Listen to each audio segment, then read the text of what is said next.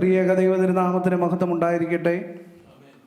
ഇന്നത്തെ അല്പനേരത്തെ തിരുവചന ധ്യാനത്തിനായി ഇന്ന് ഏവൻഗേലിയോനായിട്ട് ഞാൻ വായിച്ച വേദഭാഗം വിശുദ്ധ യോഹന്നാൻ എഴുതിയ സുവിശേഷം അതിൻ്റെ 4-ാമത്തെ അധ്യായം 4 മുതൽ 15 വരെയുള്ള വാക്യങ്ങൾ.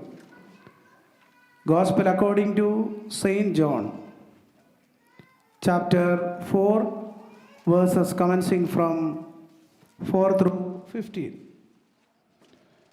ഇന്ന് സഭയായി പ്രത്യേക ധ്യാനത്തിനായിട്ട് തിരഞ്ഞെടുത്തിരിക്കുന്ന വിഷയം ദൈവരാജ്യ അനുഭവത്തിലൂടെ സമൃദ്ധമായ ജീവൻ എന്നുള്ളതാണ്. Abundant life through the experience of the kingdom of God.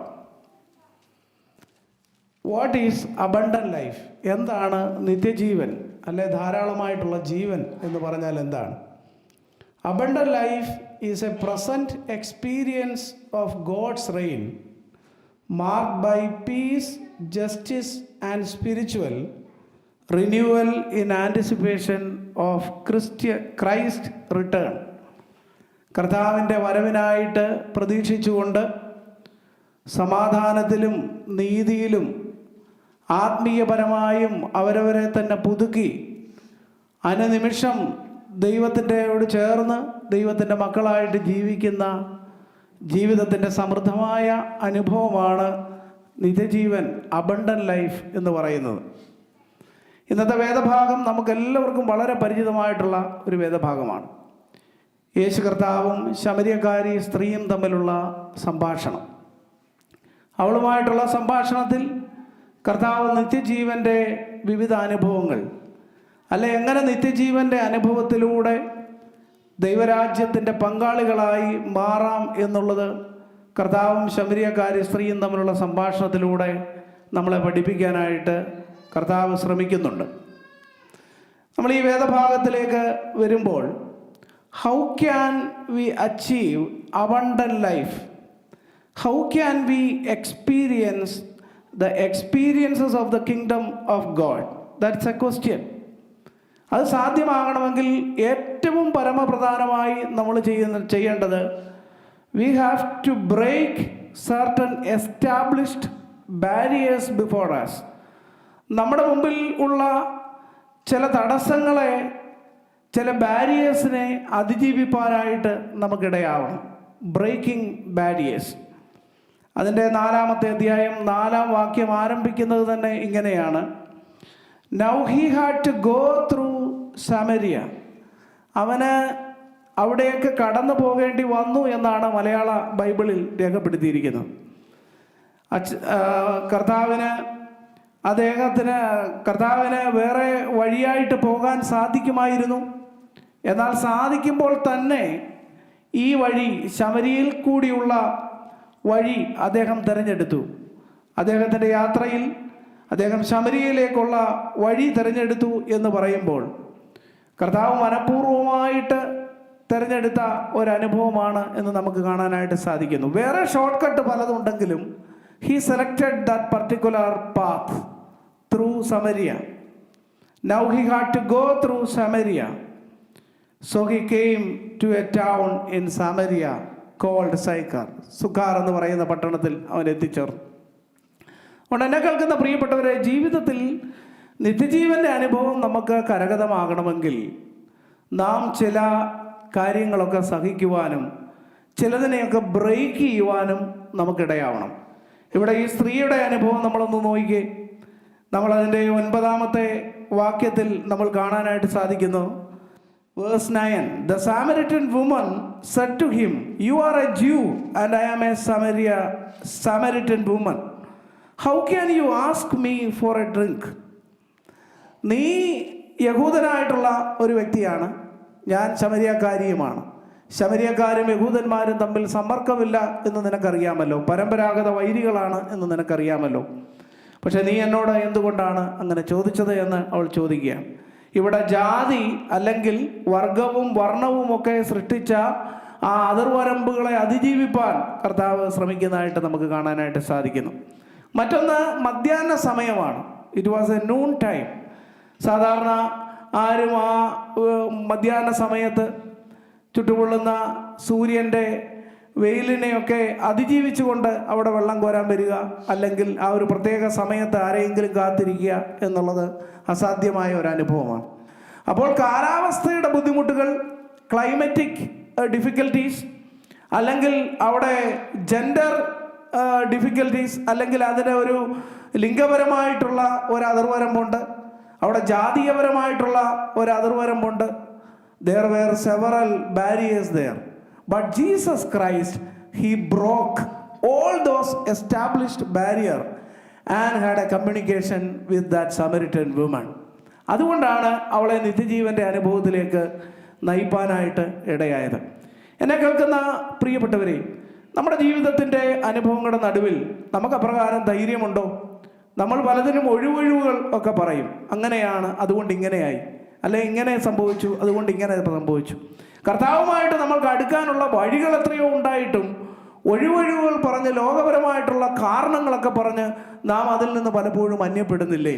നിത്യജീവൻ്റെ അനുഭവത്തിൽ നിന്ന് ഒറ്റപ്പെട്ടു പോകുന്ന തുരുത്തുകളായിട്ട് നാം മാറിയിട്ടില്ലേ?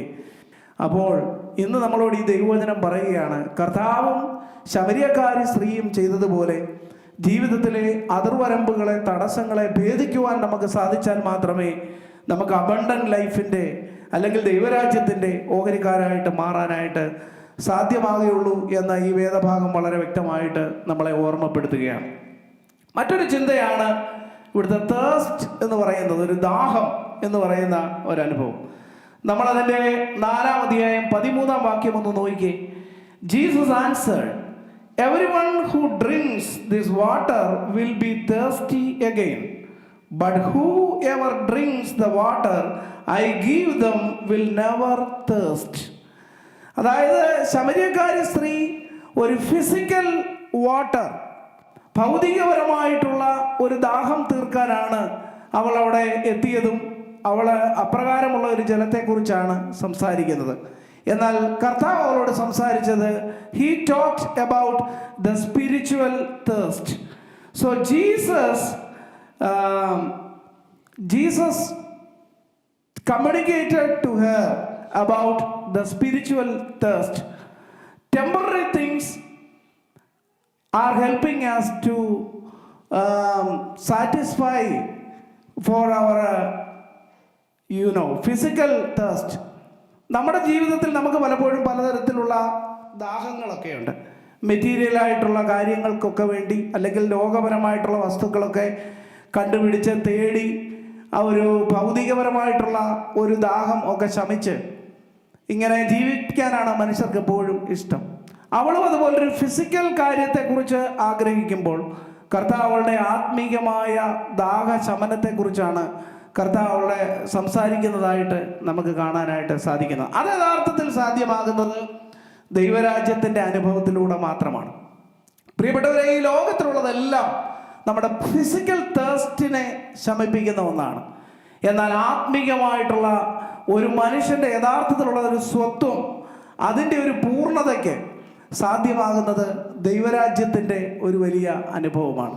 യഥാർത്ഥത്തിൽ ഒരു ആത്മീകമായിട്ടുള്ള ഒരനുഭവത്തിലേക്ക് നാം വളരണം എന്ന് കർത്താവ് ആഗ്രഹിക്കുകയാണ്. ഒരാശയമാണ് നമുക്കിവിടെ കാണാനായിട്ട് സാധിക്കുന്നത്, ബേസ്റ്റ് എന്നുള്ള ഒരനുഭവം. ഒന്ന് തേഴ്സ്റ്റ്, മറ്റൊന്ന് ബേസ്റ്റ്. അതിൻ്റെ 14-ാമത്തെ വാക്യത്തിൽ നമ്മൾ വായിക്കുമ്പോൾ കാണാനായിട്ട് സാധിക്കുന്നു, but whoever drinks the water I give them will never thirst. Indeed, the water I give them will become in them a spring of water welling up to eternal life. Welling up means burst up to eternal life. ഈ ദാഹം ശമിക്കുക എന്ന് പറയുന്നത് അത് അവരിൽ തന്നെ ഒതുങ്ങുന്ന ഒന്നല്ല. It is not a stagnant process. അത് അവരിൽ തന്നെ ഒതുങ്ങുന്നതല്ല, മറിച്ച് അത് പൊട്ടിപ്പുറപ്പെട്ട് ഒരു നീരുറവായി തീരും എന്ന് കർത്താവ് പറയാനായിട്ട് ശ്രമിക്കുകയാണ്. അതുകൊണ്ട് നിത്യജീവന്റെ അനുഭവക്കാരാണ്, അല്ലെ ദൈവരാജ്യത്തിൻ്റെ ഓഹരിക്കാരാണ് എന്ന് നാം പറയുമ്പോൾ അത് നമ്മളിൽ തന്നെ ഒതുങ്ങുന്ന ഒരു അനുഭവമല്ല, മറിച്ച് നമ്മളിൽ കൂടെ അതൊരു നീരുറവയായി അനേകരെ ജീവിപ്പിക്കുന്ന ഒരനുഭവത്തിലേക്ക് നയിക്കുമെന്ന് കർത്താവ് പ്രത്യേകമായിട്ട് പറയുകയാണ്. അതുകൊണ്ട് പ്രിയപ്പെട്ടവരെ, നമുക്ക് ഈ ലോകത്തിൽ ജീവിക്കുമ്പോൾ ഒരു ഫിസിക്കൽ തേഴ്സ്റ്റ് അല്ല, ഒരു സ്പിരിച്വൽ തേഴ്സ്റ്റിന് ഉടമകളായിട്ട് മാറുകയും അത് ബേസ്റ്റായി, അതായത് ആ നിത്യജീവന്റെ ഒരു അനുഭവക്കാരായി, ദൈവരാജ്യത്തിന്റെ അനുഭവക്കാരായി, മറ്റുള്ളവരെയും ഈ ദൈവരാജ്യത്തിന്റെ അനുഭവത്തിലേക്ക് കൊണ്ടുവരുന്ന അരുവികളായി, ചാലകങ്ങളായി, സാക്ഷ്യ കൂടാരങ്ങളായി നമ്മൾ മാറണമെന്നാണ് ഈ വേദഭാഗം നമ്മളെക്കുറിച്ച് ആഗ്രഹിക്കുന്നത്. നമുക്ക് ഇതിൻ്റെ വേദഭാഗങ്ങളൊക്കെ നമ്മളിങ്ങനോട്ട് വായിച്ചു വരുമ്പോൾ നമുക്കത് മനസ്സിലാക്കാനായിട്ട് സാധിക്കുന്നു. ദൈവരാജ്യത്തിൻ്റെ അനുഭവം എങ്ങനെയാണ് നമുക്ക് സാധാരണ ലഭിക്കുന്നത്? How can we achieve the abundant life? We have to seek first the kingdom of God. Gospel according to Matthew chapter 6 verse 33. Last Sunday also we meditated the same verse. When we seek the kingdom of God first, give priority to the kingdom of God first in our life, we can achieve the experience of the kingdom of God. എന്നാൽ ഈ ലോകത്തിൽ നമ്മൾ ജീവിക്കുമ്പോൾ നമ്മൾ മറ്റു പലതിനുമാണ് മുൻഗണന കൊടുത്തുകൊണ്ട് ജീവിക്കുന്നത്. അപ്രകാരം മുൻഗണന കൊടുത്തുകൊണ്ട് നാം ജീവിക്കുമ്പോൾ ദൈവരാജ്യത്തിൻ്റെ അനുഭവത്തിലേക്ക്, നിത്യജീവന്റെ അനുഭവത്തിലേക്ക്, ധാരാളമായിട്ടുള്ള ഒരു ജീവന്റെ അനുഭവത്തിലേക്ക്, കർത്താവ് വിഭാവനം ചെയ്യുന്ന അബണ്ടന്റ് ലൈഫ് എന്ന് പറയുന്ന ഒരു അനുഭവത്തിലേക്ക് നമുക്കൊരിക്കലും പ്രവേശിക്കാനായിട്ട് സാധ്യമല്ല. അതുകൊണ്ട് ജീവിതത്തിൽ ഫസ്റ്റ് മുൻഗണന നമുക്കുണ്ടായിരിക്കേണ്ടത് ഈ ദൈവരാജ്യത്തിൻ്റെ അനുഭവത്തിനാണ് എന്ന് ഞാൻ നിങ്ങൾ മറന്നു പോകാനായിട്ട് പാടില്ല. ഏറ്റവും അവസാനമായിട്ട് ഒരു കാര്യം കൂടി പറഞ്ഞ് ഞാൻ ഈ ലഘുധ്യാനം അവസാനിപ്പിക്കട്ടെ. We have to rehearse the experience of abundant life in our life day to day. In our day-to-day experience, we have to rehearse the experience of the abundant life. നമ്മുടെ ജീവിതത്തിൽ നമ്മൾ എപ്പോഴും അത് പ്രവൃത്തി പദത്തിൽ കൊണ്ടുവരേണ്ട ഒരനുഭവമാണ് നിത്യജീവന്റെ അനുഭവവും ദൈവരാജ്യത്തിൻ്റെ അനുഭവവും എന്നുള്ളത്. നമുക്കിതിൻ്റെ തുടർന്ന് ഈ കർത്താവുമായിട്ട് സംഭാഷിച്ചതിന് ശേഷം അവൾ മടങ്ങിപ്പോയി അവളുടെ ഗ്രാമത്തിലുള്ള എല്ലാവരോടും ഈ അനുഭവങ്ങൾ പങ്കുവയ്ക്കുന്നതും എൻ്റെ ജീവിതത്തിൽ ഞാൻ ചെയ്തിട്ടുള്ള രഹസ്യവും പരസ്യവുമായ എല്ലാ കാര്യങ്ങളെയും എന്നോട് പങ്കുവെച്ച് നിത്യജീവന്റെ അനുഭവത്തിലേക്ക് എന്നെ നടത്തിയ മനുഷ്യനെ നിങ്ങൾ വന്ന് കാണുമീനെന്ന് കർത്താവിനെ കുറിച്ച് സാക്ഷ്യം പറയുന്നതായിട്ട് നമുക്ക് കാണാനായിട്ട് സാധിക്കുന്നു. Samaritan women rehearsed that experience in her life. She shared that joy to her fellow beings. അവൾക്ക് ലഭിച്ച ആ സാക്ഷ്യത്തിൻ്റെ അനുഭവം അവൾ മറ്റുള്ളവരോട് പങ്കുവെക്കുന്നതായിട്ട് നമുക്ക് കാണാനായിട്ട് സാധിക്കുന്നുണ്ട്. അപ്പോൾ എന്താണ് സംഭവിച്ചത്? അവരുടെ ചിന്തകൾക്കൊക്കെ വിരുദ്ധമായി ജീവിച്ചിരുന്ന ഒരു സ്ത്രീ, അതുവരെയും മറ്റുള്ളവരുടെ വെട്ടത്ത് പെടാതെ ലോകത്തിൻ്റെ മ്ലേച്ഛതകളിൽ മുഴുകി ജീവിച്ചിരുന്ന ഒരു സ്ത്രീ, അവളിലുണ്ടായ സമൂലമായ മാറ്റം ദർശിച്ച ആ ഗ്രാമവാസികളെല്ലാവരും യേശു ക്രിസ്തുവിൽ വിശ്വസിക്കുന്നതായിട്ടും അവർ പുതിയ ജീവന്റെ ഉടമകളായിട്ട് മാറുന്നതായിട്ടും നമുക്കിവിടെ കാണാനായിട്ട് സാധിക്കുന്നു. അത് സാധ്യമായത് എന്തുകൊണ്ടാണ്? യോഹന്നാൻ എഴുതിയ സുവിശേഷം 4-ാം അധ്യായം 28 മുതൽ 30 വരെയുള്ള വാക്യങ്ങളിലാണ് അവൾ ചെന്ന് പറയുന്ന കാര്യത്തെക്കുറിച്ച് രേഖപ്പെടുത്തിയിരിക്കുന്നത്. അവളുടെ ഒരു ജീവിതത്തിൻ്റെ സാക്ഷ്യമാണ് അവൾ കർത്താവിൽ നിന്ന് ലഭിച്ച ഈ അബണ്ടന്റ് ലൈഫിൻ്റെ, ഈ ദൈവരാജ്യ അനുഭവത്തിൻ്റെ ഓഹരിക്കാരിയായി അവൾ മാറിയത് കൊണ്ടാണ് അപ്രകാരം ഒരു സാക്ഷ്യത്തിൻ്റെ അനുഭവക്കാരിയായിട്ട് അവൾക്ക് മാറാനായിട്ട് ഇടയായി തീർന്നത്. പ്രിയപ്പെട്ടവരെ, അബണ്ടന്റ് ലൈഫ് എന്ന് പറയുന്നത് സാധ്യമാകുന്നത് ഇങ്ങനെയാണ്. നമ്മളിൽ തന്നെ ഒതുങ്ങാനുള്ളതല്ല. It is not like a dead sea, it should be a sea like Galilee. ഗലീല കടലും ചാവുകടലും തമ്മിലുള്ള വ്യത്യാസം എന്താണ്? ചാവുകടലിൽ ഒരു ഇൻപുട്ട് ഉണ്ട്, പക്ഷെ ഔട്ട്പുട്ട് ഇല്ല. അതുകൊണ്ട് എന്ത് പറ്റും? ആ ഒഴുക്കില്ല, ഒരു ഫ്ലോയിങ് ഇല്ല, മറിച്ച് കെട്ടിക്കിടക്കുന്ന ഒരു അനുഭവമാണ്. എന്തിട്ടാലും ഉൾക്കൊള്ളത്തില്ല, ഇങ്ങനെ പൊങ്ങിക്കിടക്കും. എന്നാൽ ഗലീല കടലിൽ ഒന്ന് നോക്കി, അവിടെ ജീവികൾ വസിക്കുന്നുണ്ട്, അവിടെ ഫിഷ് ഉണ്ട്, മറ്റ് ജീവികളൊക്കെ ഉണ്ട്, അവിടെ ഒഴുക്കുണ്ട്, അവിടെ ജീവന്റെ അനുഭവമുണ്ട്. എന്നെ കേൾക്കുന്ന പ്രിയപ്പെട്ടവരെ, പലപ്പോഴും നമ്മൾ ചാവുകടലുകളായിട്ട് മാറുന്നതിൻ്റെ കാരണം എന്താണ്? ജീവിതത്തിൽ ചാലക ശക്തികളായി, ദൈവരാജ്യത്തിൻ്റെ പ്രഘോഷകരായി, വാക്കിലും ചിന്തയിലും പ്രവൃത്തിയിലും ദൈവത്തെ മറ്റുള്ളവരുടെ മുമ്പിൽ കാണിച്ചു കൊടുക്കുന്ന സുതാര്യ വ്യക്തികളായി, സാക്ഷ്യത്തിൻ്റെ കൈത്തിരി നാളങ്ങളായിട്ട് മാറാൻ പലപ്പോഴും നമുക്ക് കഴിയുന്നില്ല എന്നതാണ് നമ്മുടെ ജീവിതത്തിൻ്റെ പരാജയം. അതുവരെ ഇരുൾ മൂടിക്കിടന്നിരുന്ന ജീവിതത്തിൻ്റെ അനുഭവങ്ങളുടെ നടുവിൽ ഇരുട്ട് മാത്രം ദർശിച്ചിരുന്ന യാതൊരു പ്രത്യാശയുടെ കിരണങ്ങളും ജീവിതത്തിൽ അനുഭവിക്കാതിരുന്ന ശമരിയക്കാരി സ്ത്രീ യേശുക്രിസ്തുവുമായിട്ടുള്ള സംഭാഷണത്തിലൂടെ അവൾ കണ്ടുമുട്ടിയ നിത്യജീവന്റെ അനുഭവം, അവൾ സ്വായത്തമാക്കിയ നിത്യജീവന്റെ അനുഭവം തൻ്റെ ഗ്രാമത്തിലേക്ക് ചെന്ന് ഒരരുവിയായി അവൾ തന്നെ മറ്റുള്ളവരുടെ മുമ്പിൽ ഒഴുക്കി സാക്ഷ്യത്തിൻ്റെ ഒരു കൈത്തിരി നാളമായിട്ട് മാറുന്നതായിട്ട് നമുക്കിവിടെ കാണാനായിട്ട് സാധിക്കുന്നു. We have to rehearse the experience of the kingdom of God in our day-to-day life. നമ്മളിൽ തന്നെ ഒന്നുമല്ല. വിശുദ്ധ കുർബാനയിൽ പങ്കെടുത്തു, ദൈവവചനം കേട്ടു, നിത്യജീവൻ ഓഹരിക്കാരായി ഞാൻ തീരുന്നു, ഞാൻ ദിവസവും ദൈവത്തോട് പ്രാർത്ഥിക്കുന്നു എന്നൊക്കെ പറഞ്ഞ് ഒരു തുരുത്തുകളായിട്ട് തീരാനായിട്ടല്ല, നമ്മളൊരു സ്റ്റാഗ്നൻ്റ് ആയിട്ട് കഴിഞ്ഞു പോകാനല്ല, മറിച്ച് ഒരു അരുവിയായി, ഒരു ചാരാശക്തിയായി മറ്റുള്ളവരെ രൂപാന്തരപ്പെടുത്തുന്ന വ്യക്തിത്വങ്ങളായിട്ട് മാറാൻ ദൈവം നമ്മളെക്കുറിച്ച് ആഗ്രഹിക്കുകയാണ്. പ്രിയപ്പെട്ടവരെ, ഞാനിന്ന് നിങ്ങളോട് പങ്കുവച്ച ഈ ചിന്തകൾ വളരെ സുപ്രധാനമായ ചിന്തകളാണ്. എന്താണ് ഞാൻ പങ്കുവയ്ക്കാൻ ശ്രമിച്ചത്? ഫസ്റ്റ് കാര്യം, ഒന്നാമതായി ഞാൻ പറഞ്ഞത് we have to break certain barriers. മറ്റൊന്ന്, രണ്ടാമത് പറഞ്ഞത് we have to have thirst in our life, not for a physical thirst but we have a spiritual thirst.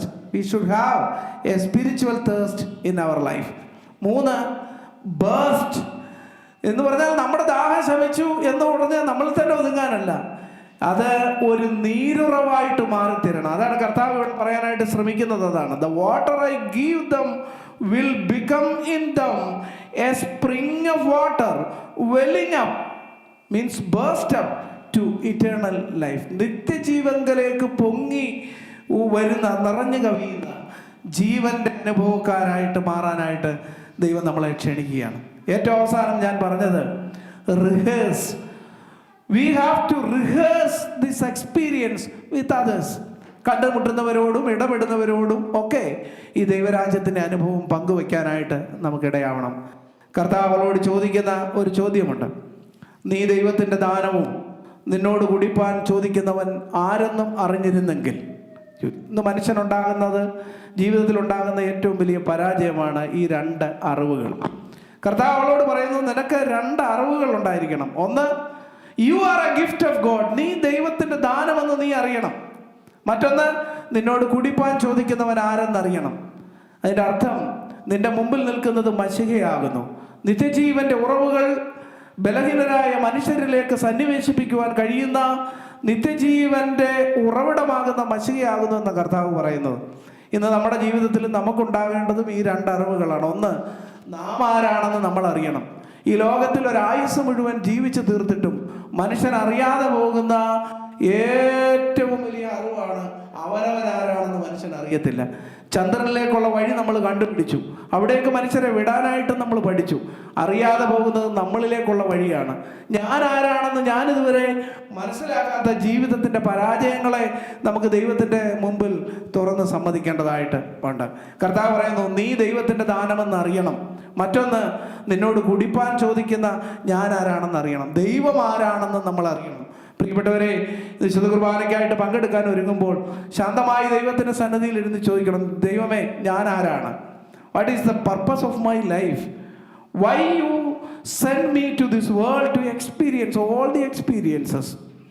Am I do my responsibility here in an effective manner according to your will? Am I inculcate your purpose through my deliberations? What about my transactions in my life? What about my thoughts which are kept in my heart? അത് നിന്നെ സന്തോഷിപ്പിക്കുന്നുണ്ടോ? ദൈവത്തോട് ചോദിക്കണം, ദൈവമേ, നീ ആരാണെന്നും ഞാൻ ആരാണെന്നും തിരിച്ചറിയാൻ, അങ്ങനെ നിത്യജീവന്റെ ഒരനുഭവക്കാരായിട്ട് മാറാൻ ദൈവം എന്നെ ഇടയാക്കണമേ എന്ന് നമുക്ക് പ്രാർത്ഥിക്കാം.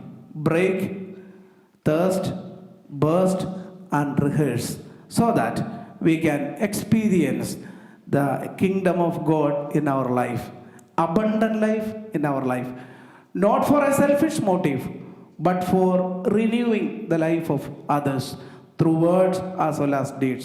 May God bless you all. Now I request Bijo to lead us in prayer.